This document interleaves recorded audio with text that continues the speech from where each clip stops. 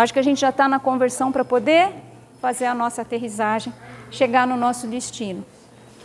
E nós precisamos estar muito atentos a isso, prestar muita atenção nisso. Eu sei que é o último trecho, e o último trecho é mais difícil porque a gente está mais cansado, né? Então eu vou procurar ser o mais dinâmica e fazer o mais enxugadinho possível. Mas é muito importante o que a gente precisa ver agora. Esses trechos que nós vamos ver, que nós vamos ler, Esse daqui? Tá. Marcos, pega para mim o livrinho, esse livrinho da Margarete. Está aí do outro lado. Eles foram todos tirados desse livro, aqui ó. É Bíblia e Espírito de Profecia. Vamos fazer um merchan aqui. Esse livro eu ganhei de um casal muito querido, a Gabi e o Carna Sali, que nos deu de presente. E é um livro maravilhoso, gente. Esse livro ele é transformador. E nós pegamos aqui alguns trechos importantes que eu gostaria de dividir agora com vocês, tá bom? Temei a Deus e dai-lhe glória. Isso aqui faz parte do quê? E essa é a primeira. Nós fomos comissionados como povo remanescente para pregar as 3 mensagens angélicas, né? Até pouco tempo eu me debatia com isso, que eu pensava assim, meu Deus, eu tenho que pregar a mensagem que eu nem sei que mensagem é direito. E eu confesso para vocês que depois de 40 anos de adventismo é que eu estou conseguindo destrinchar um pouco melhor essa questão. Por exemplo, temei a Deus e dai-lhe glória. Esse verso está dizendo que nós devemos dar glória a Deus. O que é dar glória a Deus? Eu quero a participação de vocês. O que é dar glória a Deus? Quem arrisca? O que é dar glória a Deus, gente? Guardar os mandamentos. Hã? Guardar os mandamentos. Guardar os mandamentos. O que mais? Fazer a vontade de Deus. Fazer a vontade de... Gratidão? Gratidão. Ter o caráter de Cristo. Às vezes a gente pergunta, e por muito tempo eu pensei isso também, dar glória a Deus é reconhecer a sua majestade, a sua soberania, e também é isso. Deus é majestoso, Deus é soberano, mas olha o que diz esse texto aqui. Dar glórias a Deus é revelar o seu caráter em nosso próprio e dessa forma torná-lo conhecido. Isso está no Comentário Bíblico Adventista, no volume 7, na página 979. Então, dar glória a Deus tem mais a ver, tem mais do que reconhecer a sua grandeza, a sua soberania, a sua majestade, isso tudo ele é mesmo. Dar glória a Deus tem a ver com o nosso relacionamento com Ele, permitir que o Santo Espírito transforme a nossa vida para que a gente possa ter o caráter dele no nosso próprio e assim nós damos glória a Ele. Porque a gente só dá aquilo que a gente tem, vocês concordam comigo? Quem é que vai dar Quem é que vai dar o que não tem? E eu fico pensando que se o verso diz temei a Deus e dai-lhe glória, é porque nós temos glória.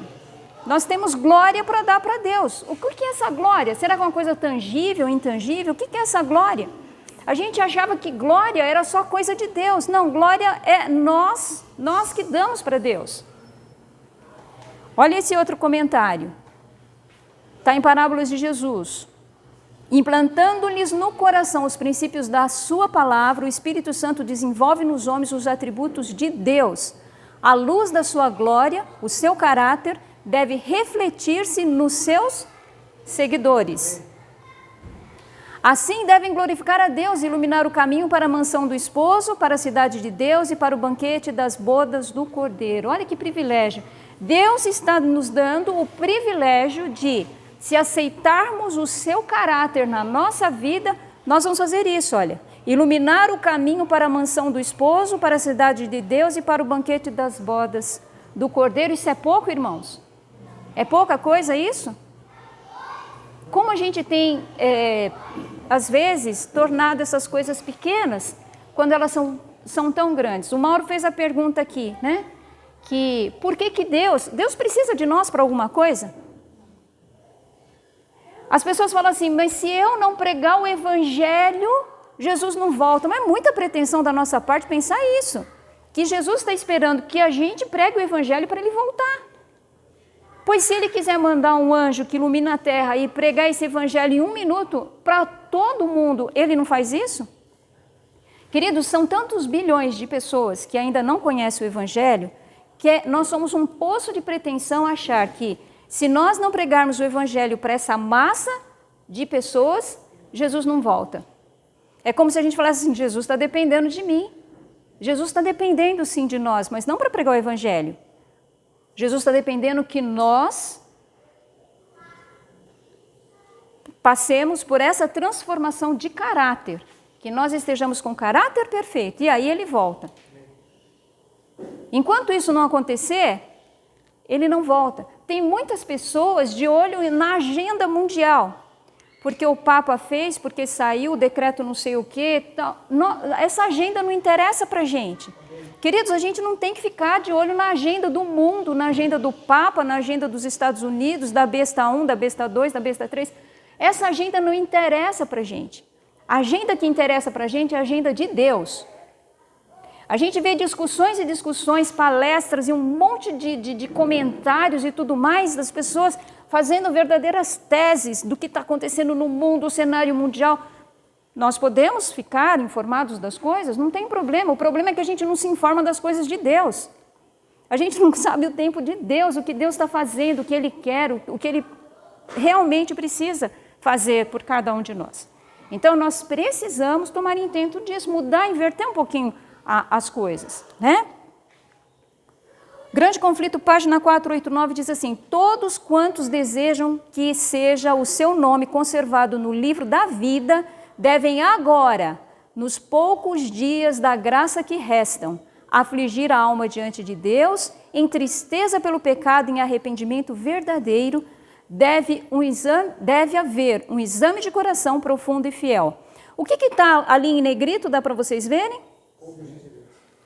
Poucos dias de graça que restam. Alguém aqui acha que nós temos muito tempo? Alguém aqui acha que o tempo está demorando? Que nós temos todo o tempo do mundo? Alguém aqui acha?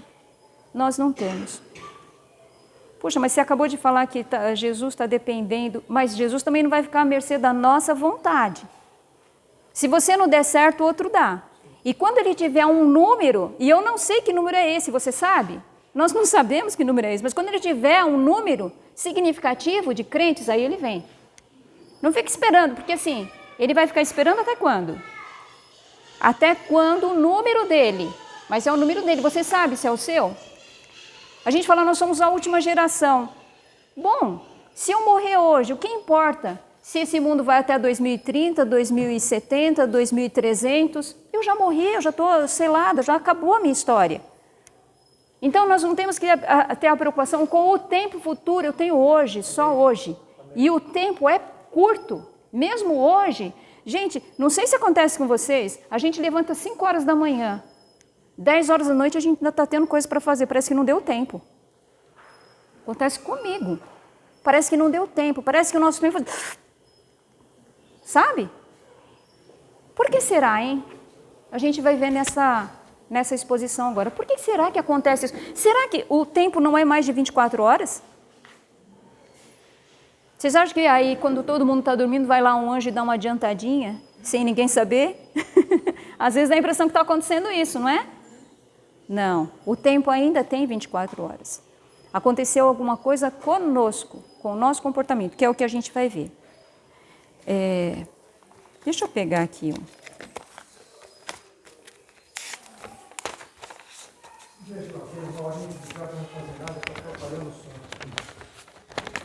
Obrigada, Mauro. Nossa, mas eu fiz um esboço ótimo, sabe? Eu coloquei assim, slide 1, 2, 3, cada que fala cada um, mas eu sei que slide que é ali, não sei. Então isso aqui não vai me adiantar de nada. Eu vou ter que ir ali pelo meu esquema mesmo. Vamos lá. Não vai adiantar. Olha lá. Testemunhos para ministros, na página 426. Gabi, lê pra gente. Vamos lá? Aproximando-nos do juízo, e os que dão a mensagem de advertência ao mundo devem ter mãos limpas e corações puros. Devem ter uma ligação íntima com Deus. Os pensamentos devem ser puros e santos, a alma sem mácula. Devem o corpo, a alma e o espírito ser uma oferta pura e limpa a Deus, ou ele não a aceitará. Pessoal, sabe, eu leio esses textos do Espírito de Profecia, eu acho eles tão claros, tão fáceis da gente entender. Eu não sei que as pessoas têm tanta dificuldade em compreender que esses escritos foram escritos para nós, é para essa geração, é para esse tempo. Essa profeta é a profeta para os nossos dias. E nós precisamos ler esses livros. Tem um plano de leitura, como foi falado aqui. Eu não sei se foi você ou se foi o Mauro. Mauro. Nós precisamos ter um plano de leitura da palavra de Deus. E a palavra de Deus inclui Bíblia e Espírito de Profecia. Tá? Os dois de igual importância. Mãos limpas e corações puros. O que você faz, o que você pensa. O que a gente faz com as mãos? A gente faz. Não é? Mãos limpas. O que você faz, o que você pensa, você vai dar conta. Nós precisamos estar puros diante do nosso Deus. E isso é totalmente possível pelo sangue do nosso Senhor Jesus Cristo. Tem uma frase do Martinho Lutero que eu gosto muito, e eu penso quase que diariamente nessa frase. Ele diz assim: quando eu olho para mim mesmo, eu não vejo como me salvar. Mas quando eu olho para Jesus, eu não vejo como me perder. O que a gente tem que fazer então? Olhar para Jesus. E quando nós olhamos para Jesus, nós nos tornamos limpos diante de Deus, como se nós nunca tivéssemos pecado. Você crê nisso? Eu escutei um amém. Você crê nisso?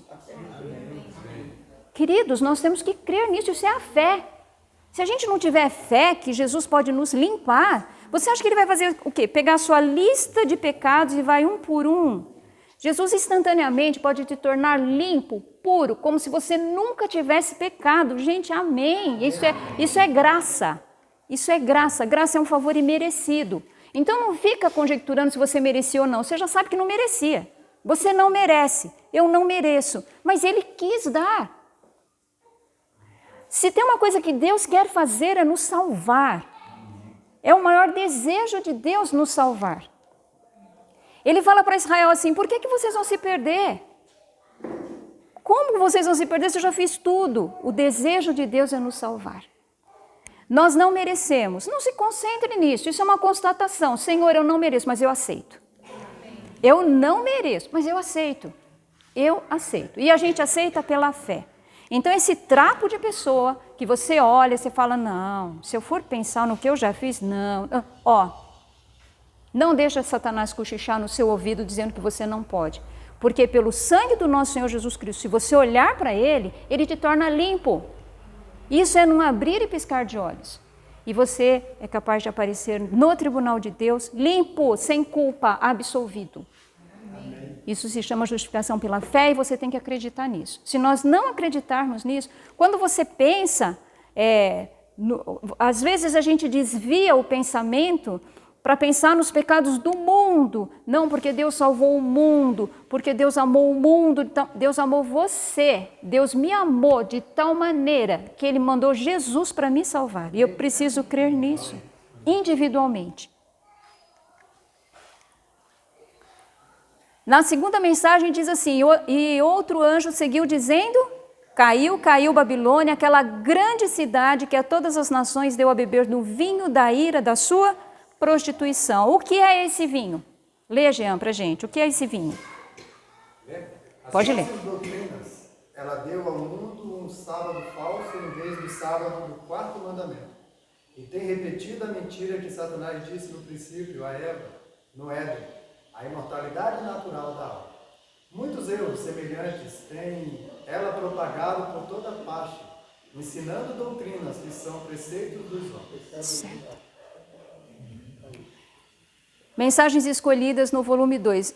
A gente costuma ler a primeira parte e dizer assim, ah não, mas essa daí não me pega não, porque eu sei que o dia de guarda é o sábado. Essa daí não me pega não.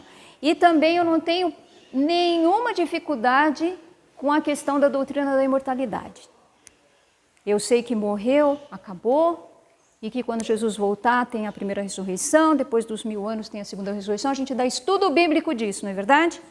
Então a gente fala assim, essa primeira parte aqui não me pega não. Mas olha, ele continua, muitos erros semelhantes tem ela propagado por toda parte, ensinando doutrinas que são preceitos dos homens. Hoje acontece isso ou não? Sim. E é disso que a gente vai ter que falar um pouco, gente.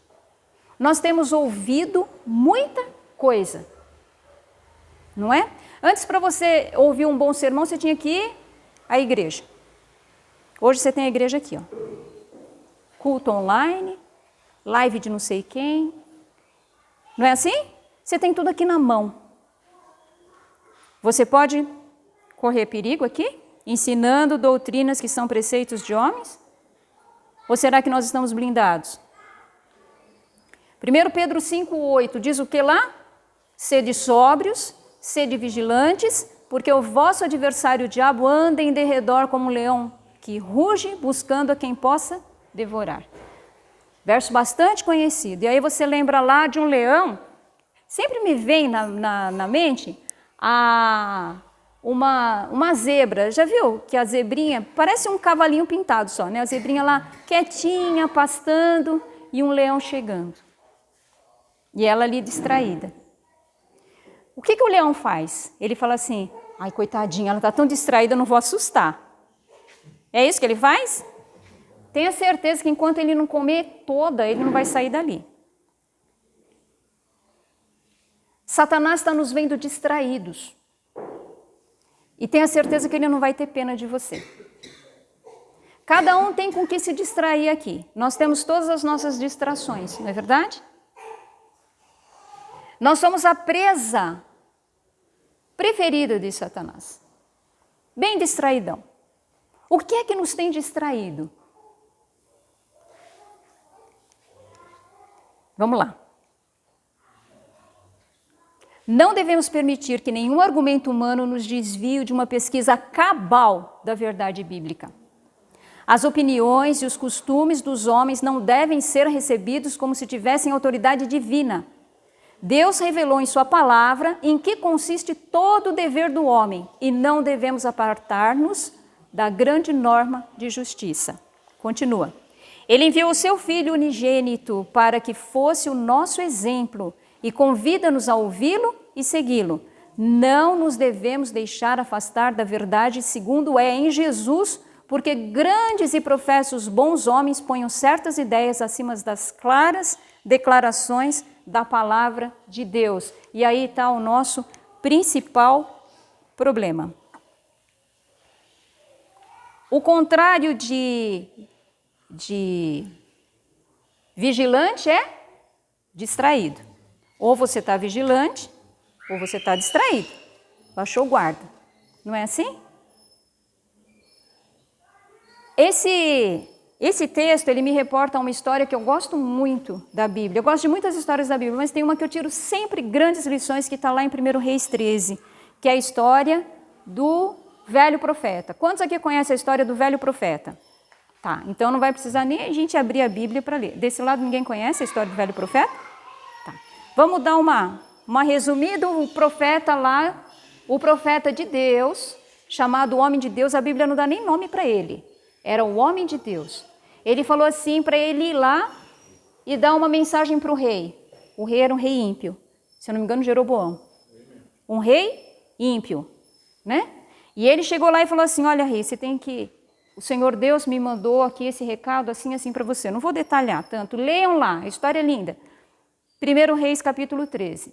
O rei ficou bravo com ele e falou, mandem prender esse homem. Quando o rei fez assim, mandem prender esse homem, o braço dele ficou duro. Aí ele falou assim, o profeta, ora aí, conversa com Deus, fala para ele devolver o meu braço. E o profeta orou, e o braço do homem voltou. Aí o rei ficou muito feliz, muito agradecido. E falou o quê?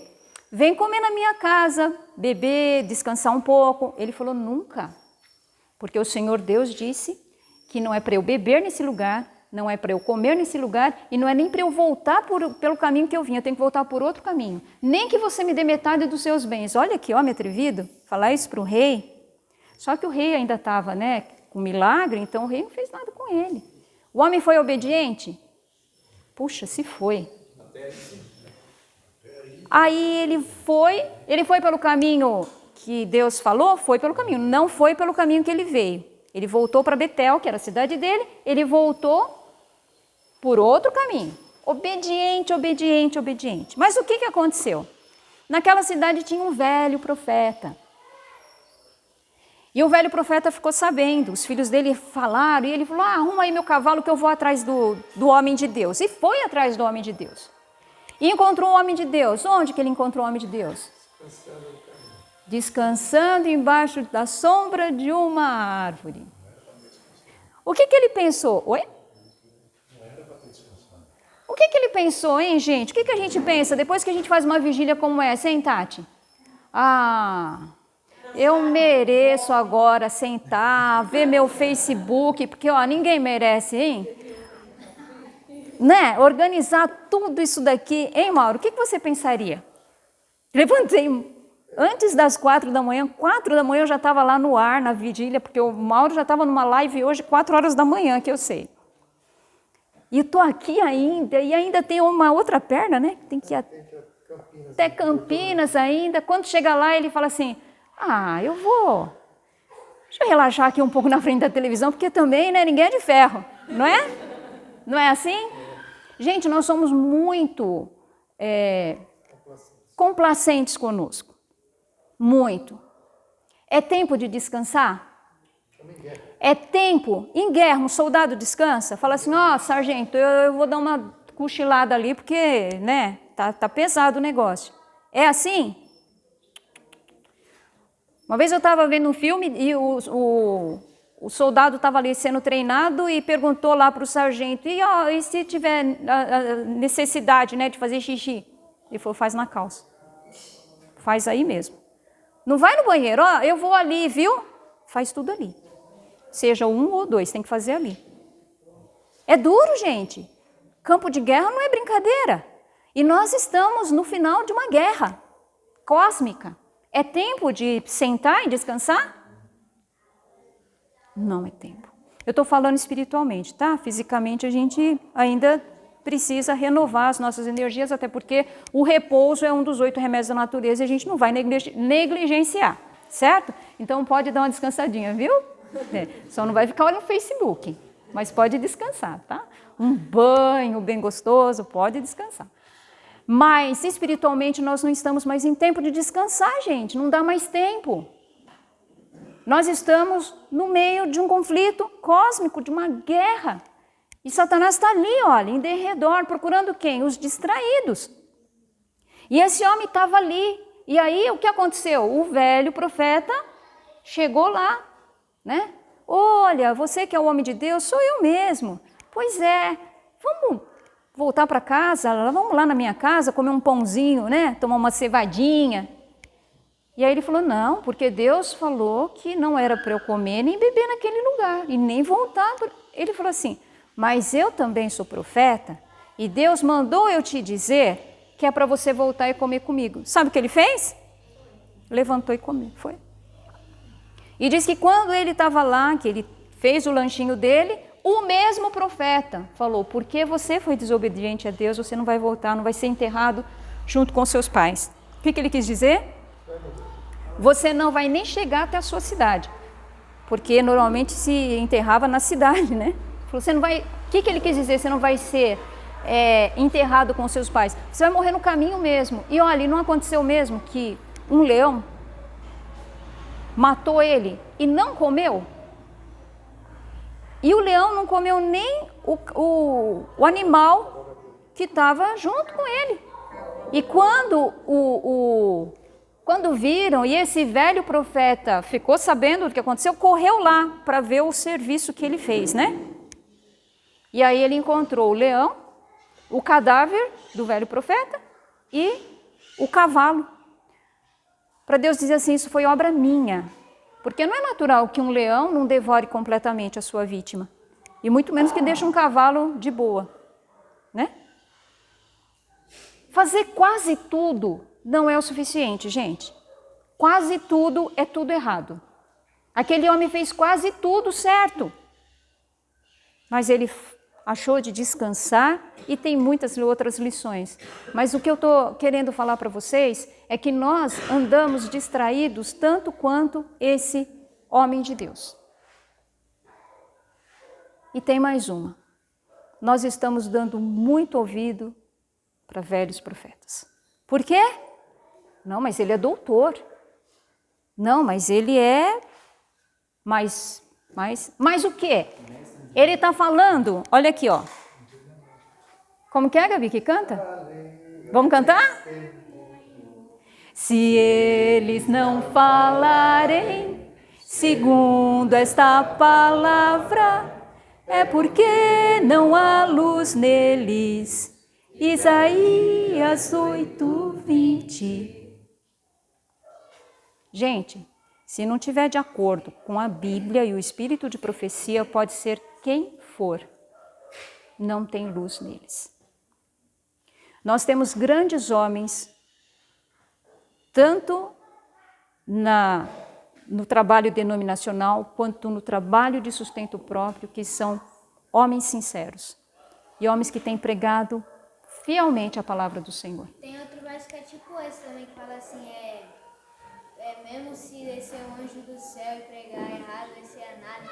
É isso mesmo, muito bem. Mas ainda que nós mesmos anjos do céu nos pregassem outro evangelho, além do que já nos pregamos, seja anátema, seja anátema. É isso mesmo. Qualquer outro evangelho que não esse, ele falou, ele mesmo, se ele pregasse qualquer outro evangelho, maldito, anátema. Então, queridos, nós precisamos ficar vigilantes. Você acha que Satanás vai colocar pessoas que vão estar expostos aí na mídia, falando as coisas? Você acha que ele vai colocar pessoas falando mentiras abertas? Satanás é muito inteligente, gente. A gente subestima a inteligência de Satanás. Ele é muito inteligente para fazer isso. Engano é uma coisa que engana. Você fala, mas era quase igual, mas era, sabe? E você se sente envergonhado de estar enganado, né? Só que essa vergonha que a gente possa sentir vai ser tarde demais.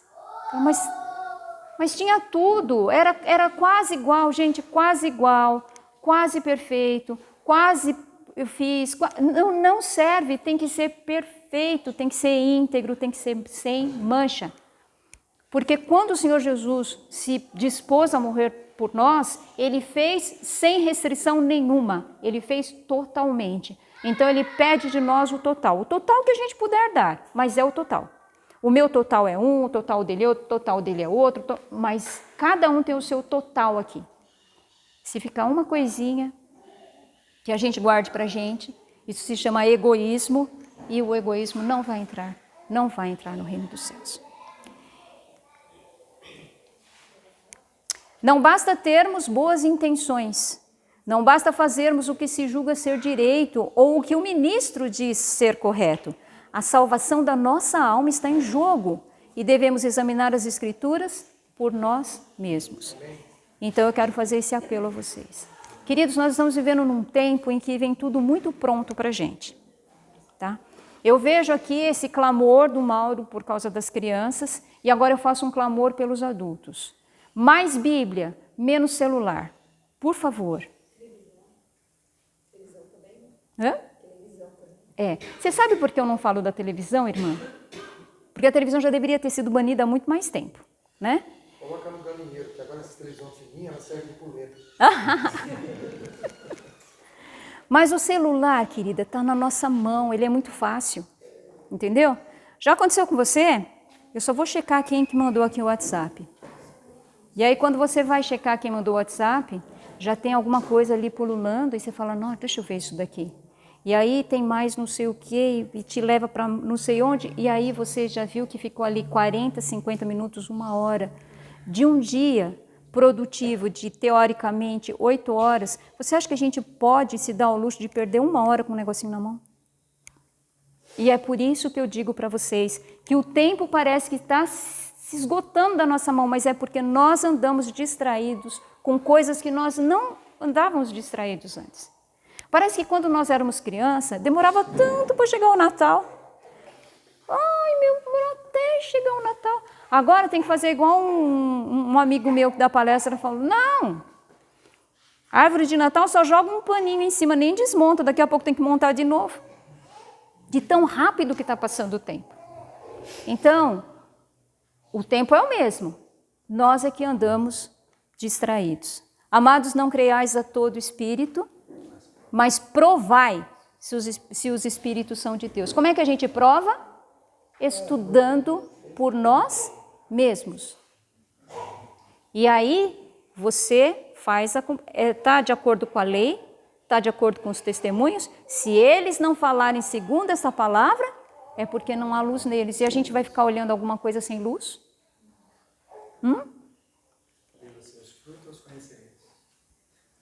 Grande Conflito, página 594. As multidões rejeitam a verdade das Escrituras por interferir nos seus desejos do coração pecaminoso e amante do mundo. E Satanás lhes proporciona os enganos que amam.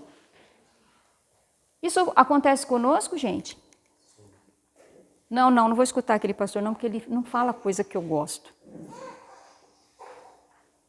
Não gosto da mensagem de saúde, então não gosto que aquela pessoa fale, é saúde. Vai falar de dízimo? Não gosto. Sabe?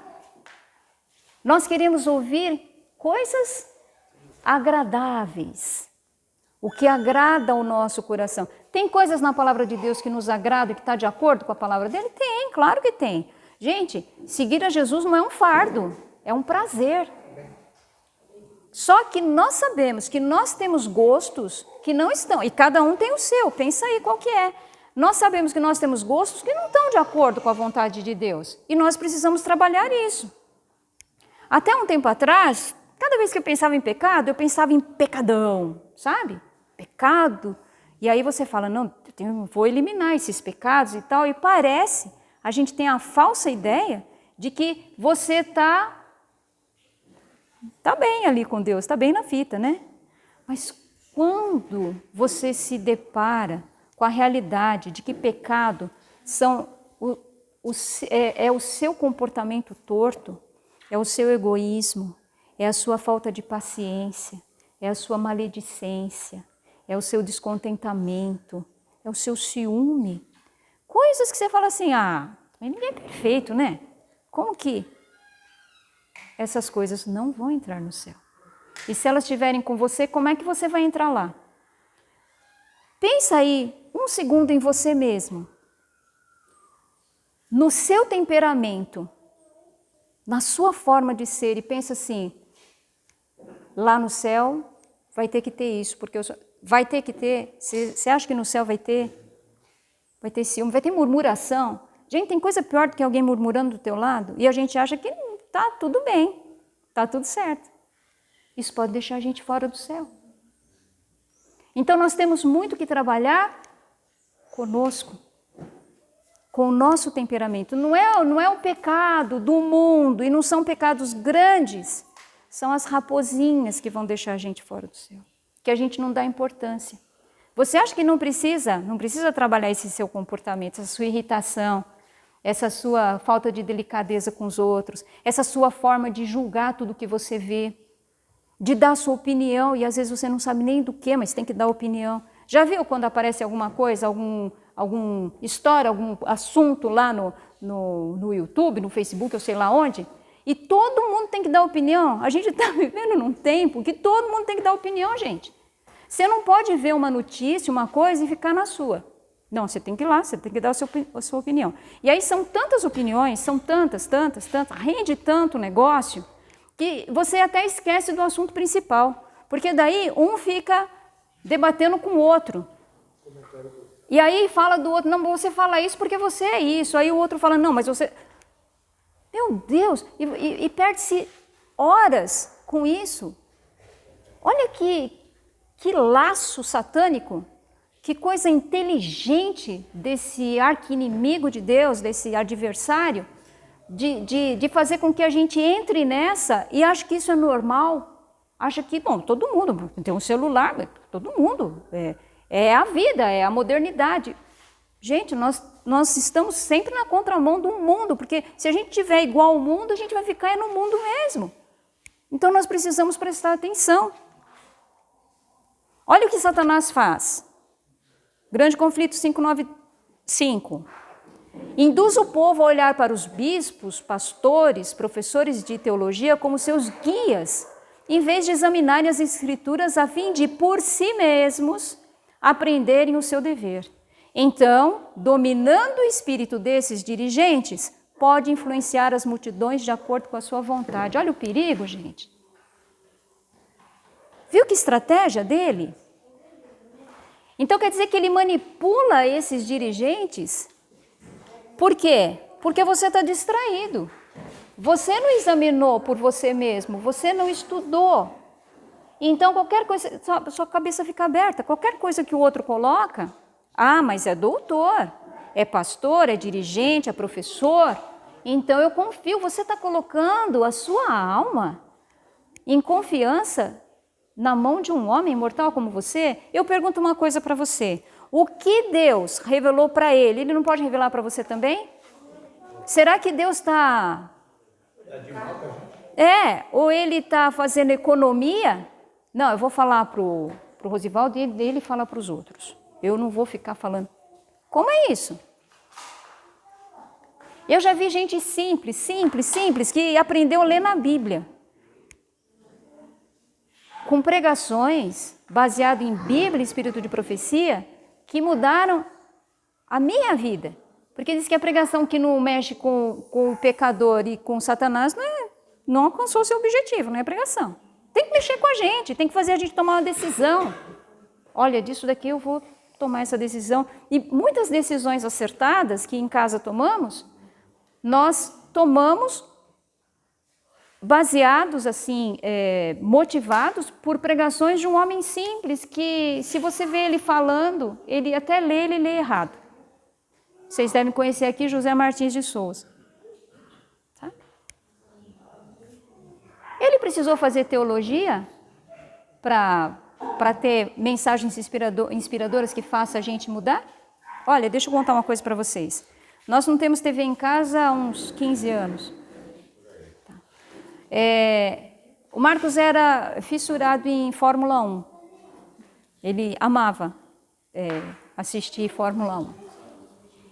E quando nós mudamos para a chácara, tinha lá uma antena, que a antena não estava muito boa, e ia ter uma final lá de Fórmula 1, e aí nós compramos uma antena, né? Era de futebol? Bom, eu sei que nós compramos uma antena, eu me lembro até hoje, eu tinha R$450, 3 de 150. Porque a antena em casa não estava boa e ele queria ver lá a final do futebol. Acontece que quando nós compramos a antena e foram lá e instalaram lá direitinho, nós fomos numa semana de oração desse homem que estava passando. E aí ele falou da televisão, mas ele fala daquele jeitinho dele, né? Tão sutil quanto a pata de um elefante. Eu sei que desse jeitinho dele, nós pagamos só a primeira prestação. Não, pagamos todas. É verdade, nós pagamos todas. A gente tinha pago a primeira e escutamos essa mensagem. E aí pagamos. E acabou a televisão na minha casa. Nunca mais. E hoje a gente é tão feliz sem ela, porque, assim, as pessoas que assistem estão assistindo o que hoje? É a guerra não sei onde, é a pandemia, é a vacina, é isso, né? E a gente está lá na chácara, a gente não sabe de nada. De preço do caipira. Ai, que bênção que é ser caipira. A gente não sabe nada. Aí quando a minha sogra liga, você viu o que aconteceu lá em Petrópolis? que aconteceu em Petrópolis. Mas vocês não estão sabendo que Petrópolis se acabou em água. Tá bom, a gente lamenta, mas o que vai adiantar eu saber? Fala, praticamente, o que adianta você saber as desgraças que acontecem no mundo? Você é médico? Você pode ajudar em alguma coisa? Você é rico que pode mandar alguma coisa? O que vai adiantar você saber detalhes, mínimos detalhes do que aconteceu? Gente, me mandaram no grupo da família, as casas, endurece. Porque você sabe que você não pode fazer nada, você sabe que não pode fazer nada. Aí, quando vem uma coisa que você pode fazer, você fala, eu não posso fazer nada. É, exato. E outra coisa, como a gente está com a mente desligada dessas coisas, quando você vê, mexe muito com a gente. Então, mandaram as cenas das casas desabando em Petrópolis. Gente, me deu uma taquicardia. Eu fiquei olhando aquilo, eu fiquei estarrecida. Eu falei, meu Deus. Agora, quem está assistindo televisão está vendo isso todo dia. Endurece o coração. Você não se... Aquilo já não mexe mais com você. É bem isso, eu não posso fazer nada. Eu não posso fazer nada. Então, entende como muda a nossa cabeça? Muda demais. Muda demais. Por isso que eu não incluí a televisão, irmã. Porque a televisão, você tem que sentar lá para assistir. Então a gente tem um pouco de vergonha na cara e fala, puxa vida, já estou há tantas horas aqui assistindo isso e tal. Mas o celular não, ele está do seu lado o tempo todo. Uma estratégia de mestre foi essa. É ruim o celular? Não. É muito bom, você faz muita coisa com o celular. Eu uso, eu acho muito bom. Não estou falando para não usar celular, não. Mas eu estou falando que a gente tem que pedir para Deus sabedoria para a gente usar isso. Acima dos 20. What? Só acima dos 20. Só acima dos 20. Eu já posso, hein? Você viu, eu já posso. Comprar com o próprio dinheiro. Se não tiver dinheiro para comprar do seu próprio trabalho, então nem aí.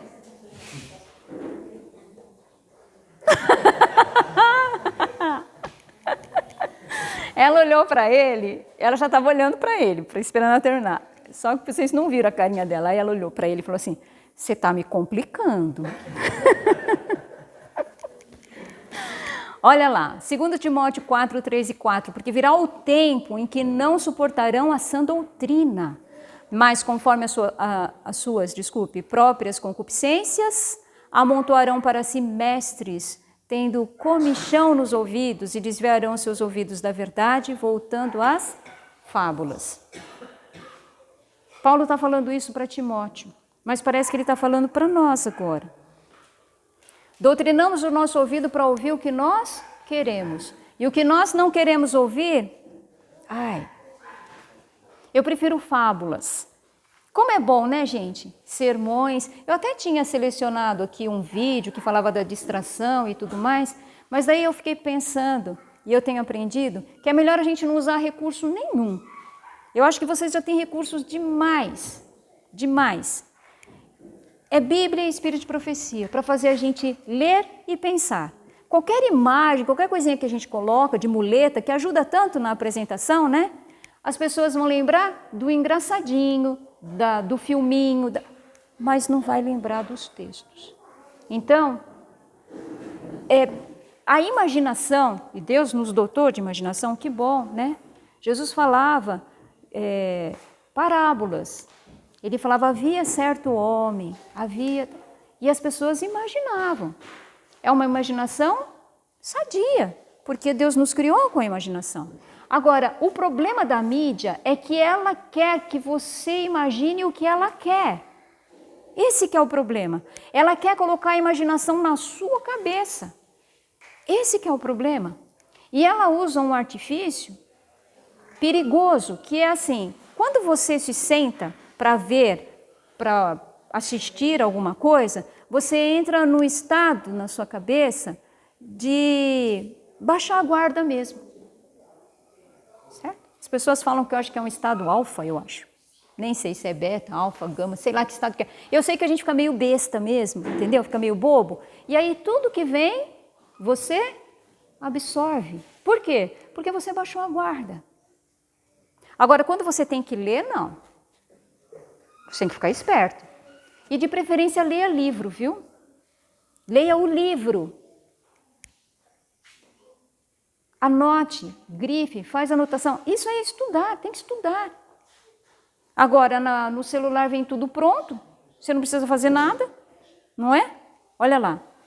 Todos devem adquirir para si mesmos uma experiência viva. Cumpre-lhes ter a Cristo no coração e o Espírito de Cristo a modelar-lhes as inclinações, ou a sua profissão de fé não terá nenhum valor e o seu estado será pior do que antes de terem ouvido a verdade. Textos duros, né? Evangelismo, página 364. São abundantes ao nosso redor falsas doutrinas, falsa piedade, falsa fé e muito do que é na aparência sincero. Mestres virão vestidos como anjos de luz e, se possível, enganarão até os escolhidos. Por que não será possível? Quem arrisca? Os escolhidos têm uma plataforma firme, que é a Bíblia, Espírito e Profecia. E Cristo, né, primeiramente. Do qual, né, se fala a Bíblia, Espírito de Profecia. Eu tenho que pensar o que torna impossível que eu seja enganada. Que blindagem é essa? Olha lá.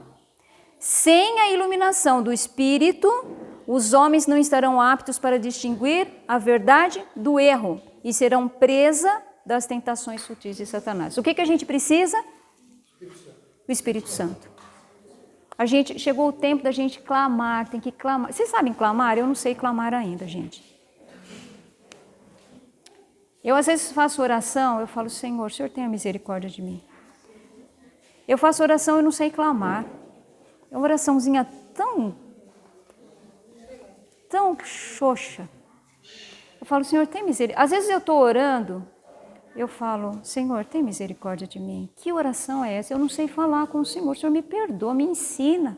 Eu não sei. Eu estou orando por alguém, estou orando pela salvação da minha família. E aí eu falo sempre a mesma coisa. Uma oração meio que decoradinha. Vem os nomes tudo entendeu? E eu falo, meu Deus, como o Senhor aguenta isso? Eu não aguento uma pessoa falando comigo todo dia a mesma coisa. Como o Senhor aguenta eu te falando a mesma coisa? Me ensina. Eu não sei fazer isso. Me ensina. Eu tenho lutado com Deus para Ele me ensinar o básico, que é me relacionar com Ele. E eu acho que essa deve ser a luta de vocês também. Eu não sei clamar. O que é clamar? O que é que se interessar verdadeiramente pela salvação de uma pessoa? Eu acho que é muita cara de pau minha orar pela pessoa se eu não quero, se eu não sinto no meu coração um amor tão grande por aquela pessoa que eu queira de fato vê-la no céu. Então a nossa oração tem sido uma oração protocolar. Não, o protocolo diz que eu tenho que orar pelos meus queridos, eu tenho que orar pela minha família. Tem uma lição de casa para fazer antes, eu tenho que amá-los ao ponto de querer vê-los no céu. E aí sim o clamor vai ser sincero. Gente, eu estou falando isso não para desanimar vocês. Eu estou compartilhando com vocês uma luta minha. Que eu acho assim, que às vezes é tão fácil ser cristão e outras vezes é tão difícil, né?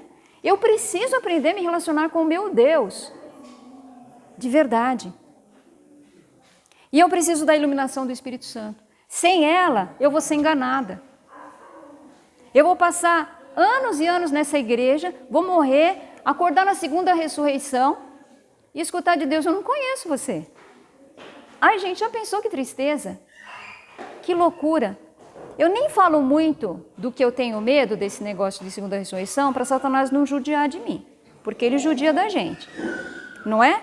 Ele pega os nossos medos, tá? Então não fica falando dos seus medos, não. Fala com Deus, conversa com ele, tá? Porque Satanás está atento. Ah, é disso que ela tem medo? Peraí. Sabe? Ele conhece as nossas ações. Às vezes a gente não fala com a boca, mas só de a gente ver algo que dá medo, ele já conhece a nossa ação. Sim. Então, a partir disso, ele já começa a ler e intervir. Começa a trabalhar e ele fala, consegui, é por aqui mesmo. É por aqui que vai. Não subestimem o poder dele, mas também se escondam atrás de Jesus Cristo. Ele luta por nós. A gente não precisa lutar. Deixa que Jesus luta, tá? A gente não precisa lutar com ele, né? Nós precisamos lutar conosco, com o nosso eu, isso a gente precisa. Ok? Testemunhos, volume 5, página 644. Ele vê, ainda falando de Satanás, hein? Ele vê que o seu tempo é curto e trabalhará com todo o engano da injustiça para misturar erros e ideias equivocadas com a obra de Deus e levar homens falsos a conclusões. E por que a gente está falando disso nesse final de tarde, final de vigília? Gente, porque existe uma infinidade de sermões, de lives e tudo, e se nós não estivermos firmes na verdade, nós podemos ser enganados. Esse é um ponto. Segundo ponto, a gente não precisa ver todos os sermões, todas as lives, tudo acompanhar. A gente precisa nós mesmos ter o nosso tempo de comunhão com Deus, pedir a iluminação do Espírito, pedir sabedoria do céu e estudarmos por nós mesmos. As mesmas conclusões que esses homens que a gente considera grande chegaram, é o mesmo, a fonte é a mesma, entendeu? Não sou contra, eu acompanho pregadores, eu gosto, tanto pregadores denominacionais quanto pregadores da obra de sustento próprio, e tem pessoas que eu escuto com prazer, eu tenho confiança, eu falo nessa pessoa, eu gosto de escutar. Mas o problema não é esse, você pode escutar, não tem problema. O problema é que nós não vamos estudar por nós mesmos. Por exemplo, eu tenho um grupo das 4 horas da manhã, né? Grupo muito bom, o Mauro participou essas madrugadas e até amanhã ele vai estar participando também. Não é porque eu não quero acordar às 4 horas da manhã, se bem que Deus sabe que eu odeio acordar cedinho assim mesmo. A gente acorda cedo em casa, a gente está levantando umas 6 horas, né? Mas nós não trabalhamos. Então a gente levanta às 6 horas para render o dia, para ter um dia mais produtivo. Mas se precisasse levantar, mas se eu tiver que levantar às 4 horas, gente, mas não é para ouvir mais uma live, eu tenho que levantar às 4 horas para eu ter o meu plano de estudo, entendeu? Por quê? Porque se eu começar a seguir grupos assim de madrugada, eu vou estar sempre ouvindo os outros, e Deus está falando para mim, Judite, não, eu quero que você sente, que você abra a Bíblia e que você abra o Espírito de profecia, que eu quero falar com você. Não através dos outros, eu que quero falar com você. E eu acho que todos nós deveríamos fazer isso. Menos tempo ouvindo os outros, mais tempo estudando por nós mesmos. Não se esqueçam, olha, esse texto é duro, mas está aí, né? Não se esqueçam que as mais perigosas armadilhas que Satanás prepara para a igreja procedem dos seus próprios membros. Vocês acham que o mundo está preocupado com a gente? O mundo não está nem aí com a gente, nem sabe que a gente existe. É uma seita aí. Nosso principal problema, onde a gente tem que estar, onde é? No nosso meio. Eu tenho que ficar suspeito com todo mundo. Não, não é isso. Mas eu também não posso baixar a guarda e achar, não, aqui não acontece isso. Todo mundo é cristão, todo mundo tem boa intenção, todo mundo... É triste que eu vou falar, mas tem pessoas mal intencionadas aqui também. Tá. E o Senhor Deus tem nos alertado sobre isso. Bom, acabou de falar aí, ó. As mais perigosas armadilhas que Satanás prepara para a igreja procedem de seus próprios membros. Todo mundo aqui é membro da igreja. Está falando que as armadilhas procedem dos membros também. Então, por que está avisando isso? Para você não ficar distraído e também não ficar decepcionado. Estamos na guerra, gente. Ore, vamos para frente. Vamos adiante. Mas também houve falsos profetas entre o povo, assim como entre vós haverá também falsos mestres que introduzirão encobertamente heresias condenáveis e até mesmo negando o Senhor que os comprou, trazendo sobre si repentina destruição. Mais uma vez reafirmando. Mais um?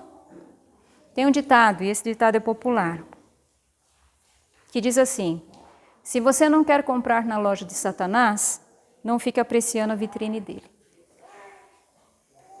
Uau! Satanás tem uma vitrine e lá tem produtos maravilhosos. Tem um número certinho para você. E se você ficar passando na vitrine e olhando e apreciando, ele é um excelente vendedor, ele vai sair na porta e vai falar: Faz isso ou não? Faz. Eu tenho uma vitrine lá, marca LG. Como é? Marca LG. Uma das, não é? Uma das, né? LG é uma das marcas, né? Mas ele engana, tem gente que não gosta da LG, então ele falou assim, não, você não gosta, não tem problema, tem a Samsung também. Tá bom? Oferece muita coisa para distrair para uma velha aposentada que nem eu. É um Não é? prato cheio. Não é verdade? Agora só como se eu quiser, né? Porque se apertar um botão, você tira daí. Não Você é? não olha mais a vitrine. Ela entendeu direitinho a vitrine, né, atual, né? E uma vitrine cheia de coisas boas para os nossos olhos, boas, não? Boas de se ver, né? Então, se nós não quisermos comprar na loja dele, não vamos ficar apreciando a sua vitrine. E o apelo, gente, finalmente eu faço mais Bíblia, menos celular. Ali eu devia colocar menos mídia, de forma geral. Mas eu sei que o que está mais à nossa mão, mais fácil, é menos celular. O Mauro falou para os baixinhos e eu estou falando para os altinhos, né? Vamos nos policiar com isso. Eu tenho lutado com isso e eu acho que aqui é uma luta de todo mundo, porque isso faz parte agora do nosso dia a dia e ajuda em muitas coisas. Você fala, só que a gente pode pedir sabedoria para Deus e usar da melhor maneira possível. Todos nós aqui queremos ir para o céu, ou não? Claro que queremos ir para o céu. É o nosso destino, é a última perna, né? Nós estamos não mais nem na perna do vento, nós estamos já fazendo a conversão para fazer a aterrissagem na Canaã celestial. Então, como que a gente vai perder o céu, né? Ainda usando uma linguagem da aviação, muitos arremetem, né? Porque não dá para aterrissar por algum motivo. E aí tem que arremeter e fazer uma outra volta grande. Para a aviação isso é terrível, porque gasta um combustível danado, é terrível quando tem que arremeter. E uma vez, até o Marcos fazendo uma comparação numa escola sabatina, nunca esqueça, ele disse que o povo de Israel, quando chegou nos limites da terra de Canaã, e aí eles murmuraram e não quiseram entrar, eles estavam prontos para aterrissar no seu destino e tiveram que arremeter. E essa arremetida, 40 anos no deserto. E aquela geração não entrou. Que não aconteça isso conosco. Nós precisamos estar fundamentados na palavra de Deus para a gente terminar essa perna do vento e fazer a aterrissagem na Canaã celestial, que é o nosso destino.